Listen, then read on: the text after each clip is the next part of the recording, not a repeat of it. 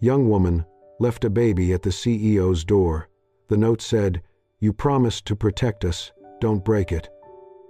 The rain fell gently that morning, a soft, persistent drizzle that painted Hazel Hill in muted shades of gray and gold. Autumn had come early this year, and the trees surrounding the estate were already tinged in amber and rust. Lucas Hale stepped out of his black car, briefcase in hand, the hum of jet lag still heavy in his limbs after returning from a 10-day business trip across Europe. He adjusted his collar as he approached the stone steps of his mansion, his thoughts already racing through emails and meetings. The grand entrance loomed ahead, familiar, silent, impersonal, just the way he liked it, until the silence shattered. "Mr. Lucas!"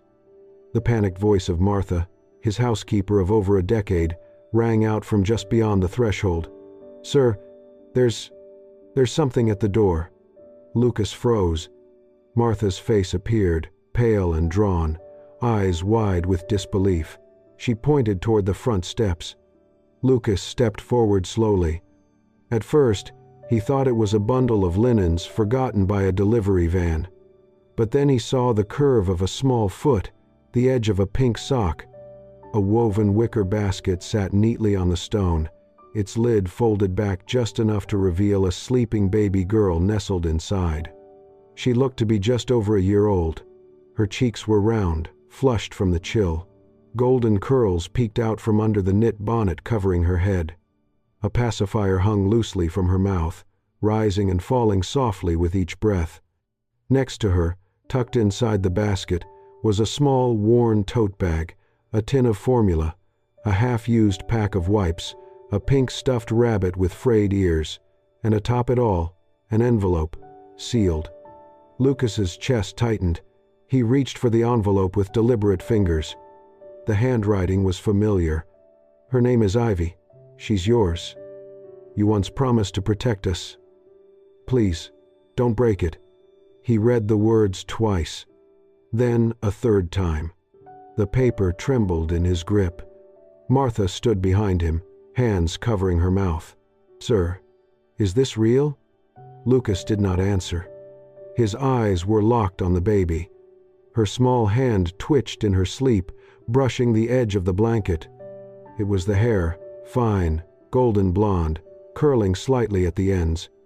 It tugged something loose inside his chest, something he had buried years ago, a color he had not seen in a long time. A memory that had grown distant, but never quite disappeared. He crouched slowly, eyes never leaving the girl's face. Ivy. The name echoed in his mind like a question he was not ready to answer. She stirred then, just a little, as if sensing his nearness. Her pacifier fell to the side, and for the briefest second, her eyes fluttered open, bright, searching, innocent. Lucas felt his breath catch. That same softness, that same shape of the mouth, the same tiny dimple when she blinked. No, it could not be. But it was. He saw it now. Not just the resemblance, but the impossibility of coincidence. His hand hovered over the edge of the basket. He hesitated, and then gently lifted the sleeping girl into his arms. She was light, warm, real. The note still trembled in his other hand. He looked out beyond the driveway, beyond the iron gate, into the misting rain. But there was no one there. Just the stillness of Hazel Hill and the slow, deliberate beat of the promise he had once made to someone who vanished before he could ever keep it. Lucas sat in his private study, the fire crackling low behind him. Ivy had finally fallen asleep upstairs, wrapped in the lavender-scented blanket he found in the basket. But Lucas had not moved in hours. The note rested on the desk in front of him, its ink now engraved in his memory. "You once promised to protect us. Please, don't break it." The handwriting had not changed, neither had the echo of her voice. Sierra. That name alone stirred something dormant. He closed his eyes. It was over 2 years ago. Colorado. A stormy night in late spring. Lucas had disappeared into the mountains after a fabricated tabloid scandal that painted him as a reckless playboy. The truth had never mattered. The media had eaten him alive. Investors panicked. His board forced him to take a leave of absence. So he ran. And then he crashed, quite literally. Black ice on a remote pass. His car slid, spun, and slammed into a pine just miles from nowhere. When he came to, it was not a paramedic hovering over him, but a young woman with soft blonde hair tied loosely at the back, eyes the color of smoke, and hands that trembled but never faltered. "I'm Sierra," she had said, breathless. "You're lucky I hike this trail every weekend." She dragged him to a nearby ranger cabin, a single room with no Wi-Fi, no electricity, just a wood-burning stove, canned food, and blankets. He should have been panicking. But instead, in that quiet space far from headlines, Lucas found something he had not felt in years. Peace. Sierra was studying nursing, she told him. A summer internship had brought her to the ranger station. She had dreams of joining a humanitarian organization that built clinics in underserved regions. She sketched her ideas in a frayed notebook. He still remembered how her fingers smudged the edges of every page. They stayed in that cabin for 3 days while the roads were closed. 3 days of simple meals, card games, long talks by firelight. She asked about his life, not as a CEO, but as a man. She never once mentioned the scandal. "I think the world's too quick to judge," she said once, looking at him through strands of damp hair. "Sometimes people just need a place to be safe again." He had laughed, bitterly. Safe isn't real. She didn't argue. She only smiled and handed him a blanket. That night, on the 3rd night, they shared something unspoken. The storm outside had quieted, but something between them had surged instead.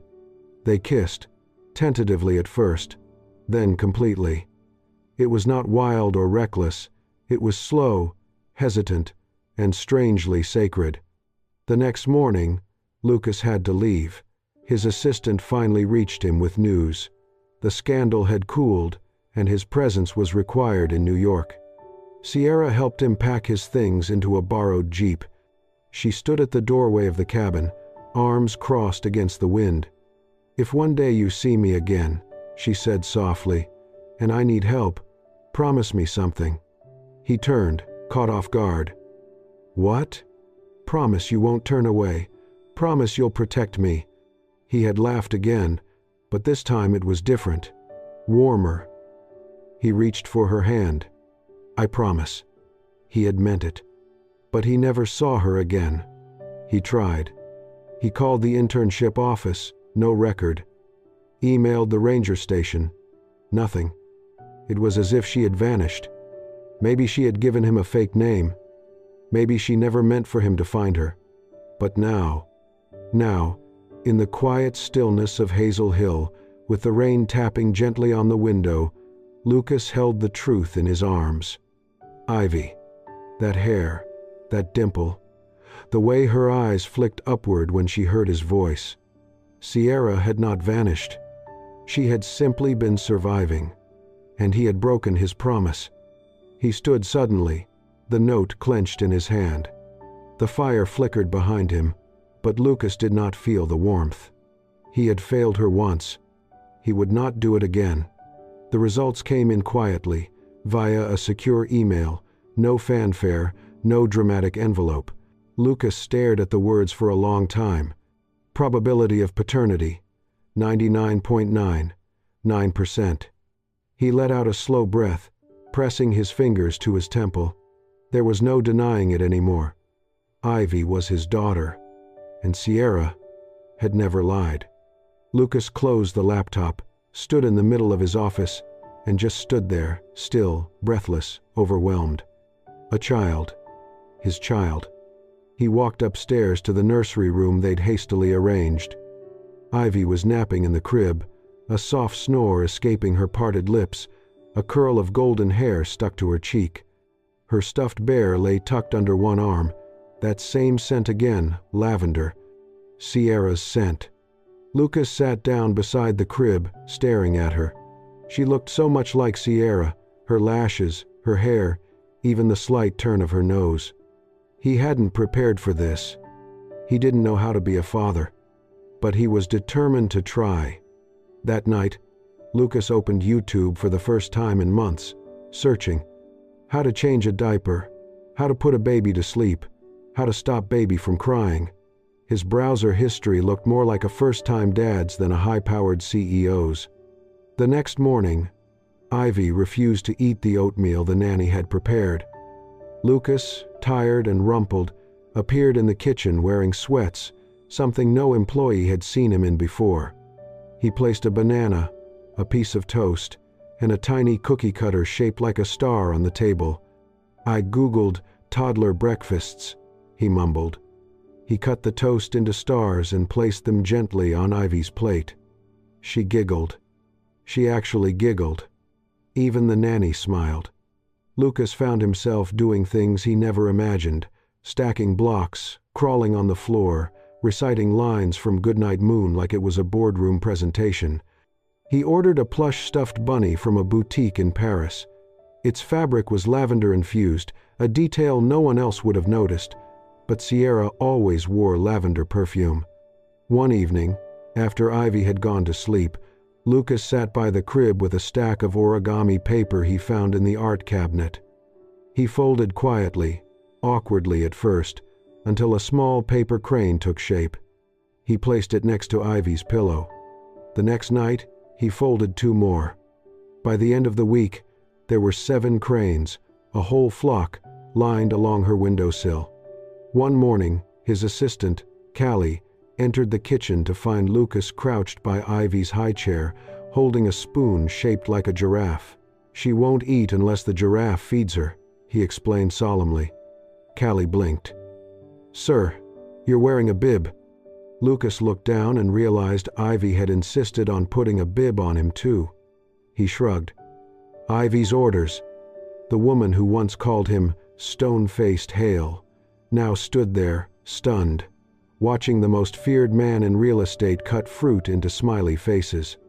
That night, after tucking Ivy into bed, Lucas stood beside her crib. She stirred slightly, her tiny hand brushing the edge of his shirt. He bent down, brushing a kiss to her forehead, voice barely a whisper. "I do not know how to be a father, but I'm going to learn. I have to, because I already broke a promise once, and I will never do it again." The rain came down in sheets that night, drumming steadily on the slate roof of Hazel Hill. Lucas sat in his study, the fireplace casting flickers of amber light against the walls. Ivy was already asleep upstairs, a lavender-scented bunny tucked under her arm, origami cranes lining her windowsill like silent guardians. He sipped his scotch, letting the silence settle. For once, the storm outside felt far away, until a knock echoed from the front gate. It came again, insistent, unrelenting. Then the intercom buzzed. "Sir," the guard's voice crackled, "there's a woman at the gate. She's soaking wet, refuses to leave." Lucas stood abruptly. His heart thudded. He barely remembered grabbing his coat. When he reached the foyer, the butler was already holding the door open, umbrella in hand. Lucas stepped into the night without it. There, at the wrought iron gates, stood a figure huddled beneath a threadbare coat, soaked to the skin. Her hair clung to her face in wet strands, her arms wrapped tightly around herself. She looked up when he approached, and Lucas froze. Sierra. Her face was pale, lips trembling from cold and something else, something deeper, guilt, exhaustion, hope. Her voice broke as she spoke. "Ivy, is she okay?" Lucas didn't answer right away. He was too busy grappling with the storm inside him. She was here. After all this time, after dropping their daughter at his door and vanishing like a ghost. He wanted to yell, to demand answers, to say, "How could you?" But instead, he stepped aside, his voice low. "Come inside." Inside the grand hallway, warmth seeped into her bones. but Sierra still trembled. Lucas took her coat. It was soaked through, the seams coming undone. She clutched her hands together, looking smaller than he remembered, fragile, worn. "I didn't come to take her," she said quietly. "I just needed to know if she was safe." Lucas studied her. There were new lines on her face. Her eyes were still the same, pale blue, but they held shadows. "Why now?" he asked, finally. "Why, after all this time?" She hesitated. Flashback. 2 years ago. A tiny apartment with peeling paint. Sierra sitting by a cracked window, cradling a newborn Ivy. A half-empty bottle of formula on the counter. Unopened bills piled beside it. Her phone screen lit up. Her last desperate email to Mrs. Evelyn Hale, Lucas's mother. "I know I'm nothing. I just need help. For her, not me." Days passed. The letter came back. Returned to sender. No note. No explanation. Just rejection. Back to the present. "I tried," Sierra said, voice tight. "I tried to find help. I even reached out to your family, but..." She didn't finish. "I worked every job I could, handing out flyers, cleaning motel rooms. I used every dollar I had for formula, for diapers. But it wasn't enough. I was going to lose her. I couldn't feed her anymore." Tears welled in her eyes. "And then I remembered what you said, in that cabin. That if I ever needed you..." "I promised," Lucas interrupted, his voice hoarse. Sierra looked down. "I thought it was just something you said in the moment. A beautiful memory, not a promise meant to last." He stared at her. His fists clenched at his sides. "Do you really think I would have walked away from my daughter?" he asked, voice rising. Her eyes flicked up. "No," she whispered. "I just didn't know if you'd remember me, if I even mattered enough to ask." There it was. Not abandonment. Not manipulation. Just fear. The kind born from years of carrying everything alone. Lucas's anger deflated. All that was left was something heavier. Regret. He walked to the doorway and looked up the stairs where Ivy slept. Then back to Sierra. "You should see her room." Sierra swallowed. "I don't want to confuse her. She already knows your lullaby." Sierra's breath hitched. Lucas took a step closer. "I thought you disappeared because you didn't care," he said softly. "Now I know it was because you cared too much." Sierra stayed.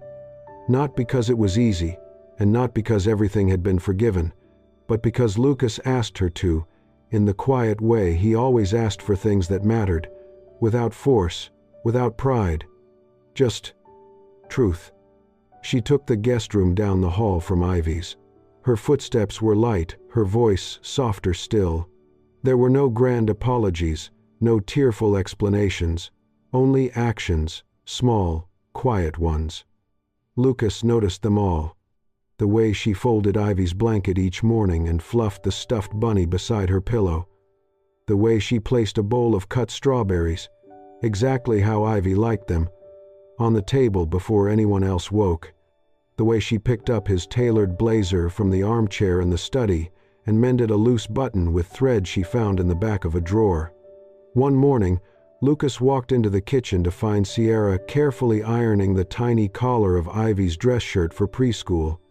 Her golden blonde hair was still damp from the shower, pulled into that same half-up twist she'd worn the day they met. She didn't look up when he entered, but she did say quietly, "She likes this one best. Says it makes her look like a flower." Lucas didn't respond. He didn't need to. There was something sacred in the stillness between them. That night, the house grew quiet early. Lucas was in his office when he heard the first cry. "Ivy."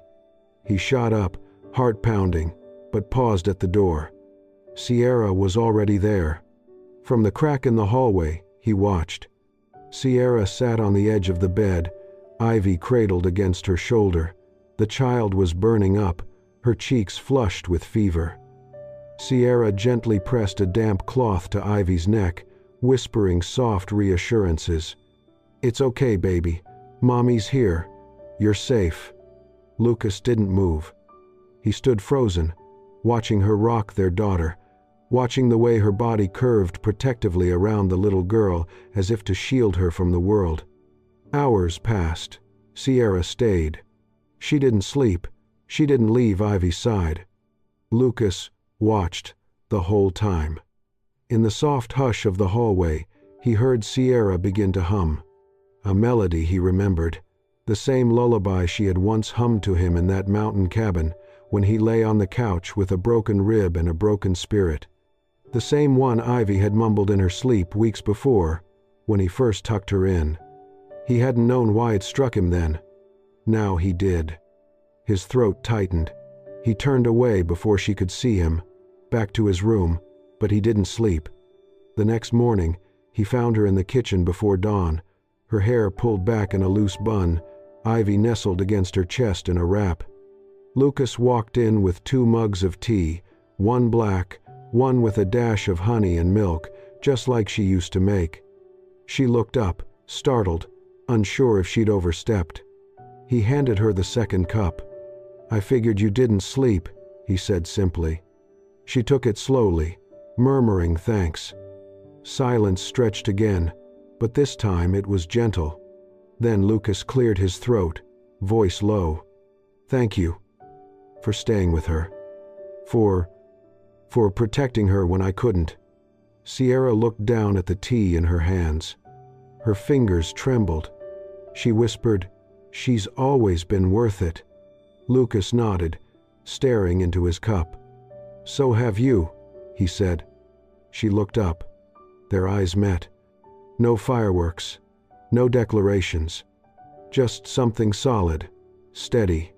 The beginning of something being rebuilt, slowly, truthfully, brick by quiet brick. It started with a letter. Lucas found it buried beneath old paperwork in the study, a yellowed envelope addressed to his mother in a familiar script, Sierra's. He read it twice. Then again. It was dated 19 months earlier, written just weeks after Ivy was born. In the letter, Sierra explained everything. Her pregnancy, the hardships, the desperate request for help, for anything. She signed it with trembling hope and one simple line, "He once promised to protect us. I only ask you to remind him." The letter had never been opened. His mother had never mentioned it. Rage bubbled beneath his skin. Lucas stormed into his parents' estate later that evening, the letter crumpled in his hand. His mother, elegant as ever in her cashmere shawl, greeted him with a carefully neutral expression. "You received her letter," she said, as if discussing the weather. "You knew?" he asked, voice low. "I protected you," she replied coolly. "You were about to seal the Hale-Wentworth merger. Marrying Amelia was a strategic alignment. That girl would have ruined everything." Lucas stared at her, stunned. "She was drowning, and you turned away." "She was a mistake you made during a breakdown," his mother snapped. "I erased it to protect the legacy your father built." Lucas stepped back, voice steady but cold. "Then hear this clearly. I choose my daughter over any legacy, and I will never let you rewrite her existence again." He left without waiting for a reply. That night, the headlines started. Photos of Lucas holding Ivy outside the resort, a blurry shot of Sierra arriving at Hazel Hill. The media storm exploded. CEO's secret love child revealed. Lucas Hale. From tycoon to deadbeat dad? Was the Hale-Wentworth merger sabotaged by a scandal? Speculation ran wild. Talk shows debated whether Sierra was a gold digger. Online forums questioned Ivy's paternity. Customers boycotted Hale resorts. Stocks plummeted. And the press? They camped outside the mansion gates. Cameras, flashbulbs, questions shouted over fences. Sierra didn't speak, but Lucas saw it in her eyes, panic growing by the hour. Late one night, he found her by the window, Ivy asleep on her chest. Sierra's face was pale, lips trembling. "This is all my fault," she whispered. "No, it's not." She looked at him, tears brimming. You were doing so well. You rebuilt everything after everything. And now, because of me, because of us, he corrected. But she shook her head. I can't be the reason you lose everything again, Lucas. I won't. The next morning, she was gone. The nursery was silent. Ivy's favorite bear missing. Her clothes, her sketchbook, vanished. On the kitchen counter was a single note. I'm sorry. I thought this time would be different, but storms follow me, and I won't let them drown you again. Lucas stood frozen, heart pounding. He rushed to the garden. The far corner, beneath the old birch tree, Sierra's favorite spot. There was a sheet of watercolor paper, clipped to the easel she had asked to borrow just to unwind. On it, a painting of 3 figures holding hands beneath a rainy sky, a tiny figure between 2 tall ones, all beneath a shared umbrella. The child's curly blonde hair was unmistakable. At the bottom, in messy crayon strokes, me, Daddy, Mommy. Lucas collapsed onto the bench beside the painting, the wind rustling through the leaves overhead. His chest tightened. She had not left because she doubted his love. She had left because she thought she was the damage. And that broke him more than any scandal ever could. The ocean roared beyond the narrow windows of the seaside motel. Lucas stood at the door, rain dripping from his coat, heart pounding in his chest. Room 12.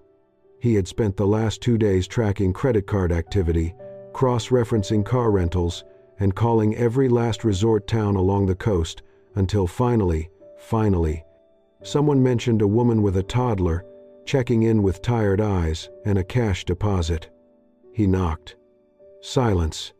Then, a soft shuffle inside. The door cracked open just enough for Sierra's tear-stained face to appear. Her expression collapsed when she saw him. She tried to shut the door. Lucas stopped it gently, not pushing, just standing there in the rain. Sierra, he said quietly, please. She opened the door fully. Ivy sat on the floor behind her, hugging a worn teddy bear, blinking sleepily. Sierra looked like she hadn't eaten or slept in days. Lucas didn't say anything at first. He just stepped inside and pulled her into his arms. Her body tensed, then melted into him with a sob. I thought I was doing the right thing, she whispered. I know. I didn't want you to lose everything again. I don't care about everything, he murmured, burying his face in her hair. I care about you, about Ivy. That's it. That's all that matters.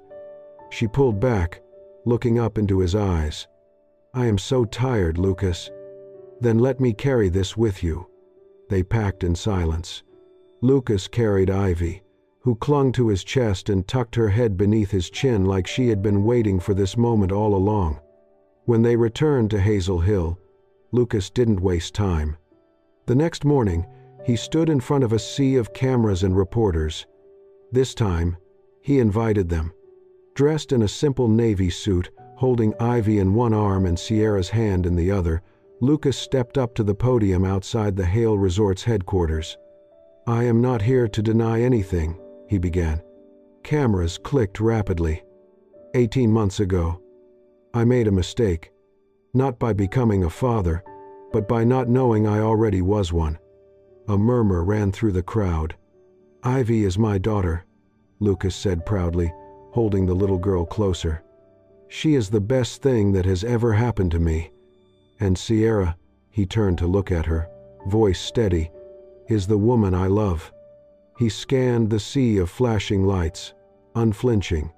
I stepped away from this company briefly because I needed to remember what legacy truly means. It is not stock value. It is not business alliances. It is the people we choose to fight for. He squeezed Sierra's hand. I choose them. At first, the media didn't know how to react. But then something shifted. A journalist from a major news outlet posted a photo of Lucas holding Ivy, captioned, "He chose family over fortune. Maybe that's the real success." Within hours, Online sentiment began to change. Comments flooded in. "I respect him for owning it. They look like a real family, not some PR stunt. Good on you, Lucas. We need more men like this." By the next day, the hashtags number Love Over Legacy and number Ivy Hale were trending. Hale Resort's reputation, though shaken, was now bolstered by public empathy and renewed loyalty. More importantly, Sierra smiled again. She watched from the side of the room as Lucas sat on the floor with Ivy, helping her stack blocks into a tower. She heard him whisper, "Careful. There you go. That's my girl." And when their daughter giggled, clapping her tiny hands, Sierra's heart finally settled. Maybe love was not just about promises. Maybe it was about the people who showed up when it mattered most, and stayed. Snowflakes drifted gently from the sky, dancing in the soft glow of the lanterns strung across the backyard at Hazel Hill. The garden had been transformed into a quiet winter wonderland for Ivy's 3rd birthday. It was a small, heartfelt celebration. Just close friends, a few longtime colleagues, and neighbors who had watched Ivy grow from a quiet baby in Lucas's arms to the spirited, sunshine-filled little girl she was today. Laughter echoed across the patio, where Ivy was chasing bubbles that shimmered like crystal in the cold air.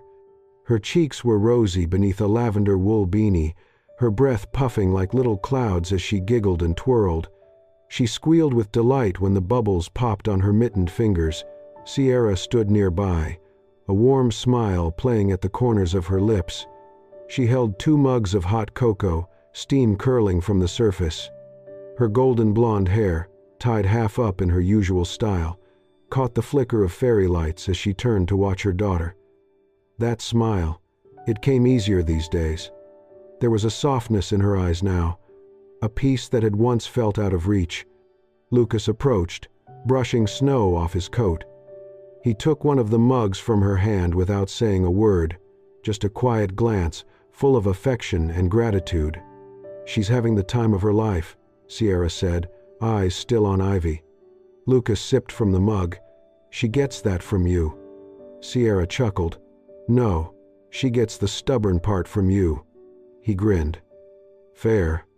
They stood in comfortable silence, the kind that only exists between people who had once lost everything and still found their way back. Then Lucas set his mug on the stone railing and held out his hand. "Come with me." Sierra narrowed her eyes playfully. "Where?" He didn't answer, just smiled, a little mischievous, a little nervous. She took his hand, and together they walked down the softly lit garden path. The snow crunched lightly beneath their boots as they passed, rose bushes blanketed in white, and trees wrapped in strands of golden lights.